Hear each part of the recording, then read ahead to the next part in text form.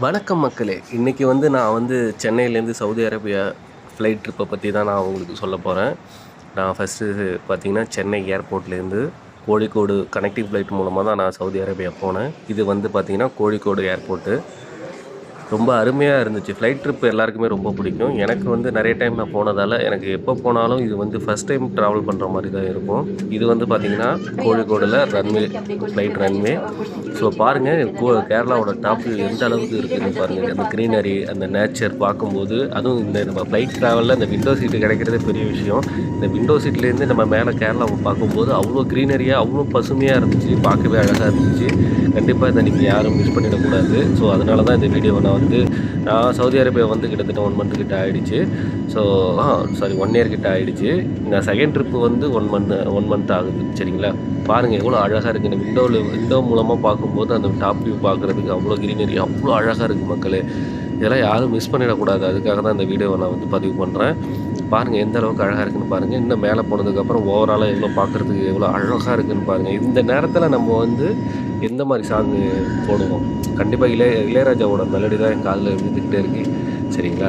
இதை பாருங்கள் எவ்வளோ அழகாக இருக்குதுன்னு பாருங்கள். பார்க்குறதுக்கு அவ்வளோ அருமையாக இருந்துச்சு. இன்னும் மேலே போகும்போது பார்த்திங்கன்னா 30,000 அடிக்கு மேலே போகும்போது பார்த்திங்கன்னா, இன்னும் அந்த க்ளவுட்ஸோடு பார்க்கும்போது இன்னும் அழகாகவே இருக்கும். பார்த்துக்கிட்டே இருக்கும். நீங்கள் கண்டிப்பாக இதை மிஸ் பண்ணிடக்கூடாது. ஃப்ளைட் ட்ராவல் யாருமே மிஸ் பண்ணிடாதீங்க. இங்கே பாருங்கள் எவ்வளோ க்ளவுட்ஸ் வரும்போது எவ்வளோ அழகாக இருக்குது பாருங்க. பார்க்கவே எனக்கு ஃப்ளைட் ட்ராவலில் விண்டோ சீட்டு கிடச்சது எல்லாருக்குமே லக்கு. ஏன்னா நான் ரெகுலராக இது வரைக்கும் விண்டோ சீட்டை நான் மிஸ் பண்ணதே கிடையாது. எனக்கு எப்போ கிடைச்சாலும் விண்டோ சீட்டு கிடைக்குது. அது ஆட்டோமேட்டிக்காக அது கடவுளோட இது க்ளவுட்ஸை பாருங்களேன், எவ்வளோ அழகாக இருக்குது பாருங்கள். இதில் நம்ம எப்படி சொல்ல, விஎஃப்எக்ஸ் பார்த்துருக்கோம், நம்ம சினிமாவில் பார்த்துருக்கோம். ஆனால் இது நேச்சராக நம்ம நேரில் பார்க்கும்போது அது அது எப்படி சொல்கிறதுன்னு வார்த்தையால் சொல்ல முடியாது. மேகம் கருக்குது அப்படிங்கிற மாரி தான் இருந்துச்சு. இது பார்த்தீங்கன்னா, கல்ஃப் கண்ட்ரி ரீச் பண்ணிட்டோம். எவ்வளோ அழகாக இருக்குது பாருங்க. கடலோட வாட்டர் எப்படி இந்த ஸ்கையோட கலருக்கு மேட்சாக அப்படியே பார்க்க ப்ளூ கலரில் பார்க்கவே அழகாக இருக்குது. இது நம்ம ஸ்விம்மிங் பூல் மாரி ஒரு ரெஸ்டாரண்ட்டு போனால் நம்ம ஸ்விம்மிங் பூல் எந்த அளவுக்கு இருக்குமோ அந்த அளவுக்கு க்ளீனாக இருக்குது. இதை பார்த்தீங்களா, சவுதி அரேபியா ரீச் ஆகிடுச்சு. ஒரு டெசர்ட் தாங்க. இதுக்கப்புறம் க்ரீனரி எதுவுமே இருக்காது. நம்ம கேரளாவுக்கு ஆப்போசிட்டாக இருக்கும், நம்ம தமிழ்நாட்டுக்கு ஆப்போசிட்டாக இருக்கும்.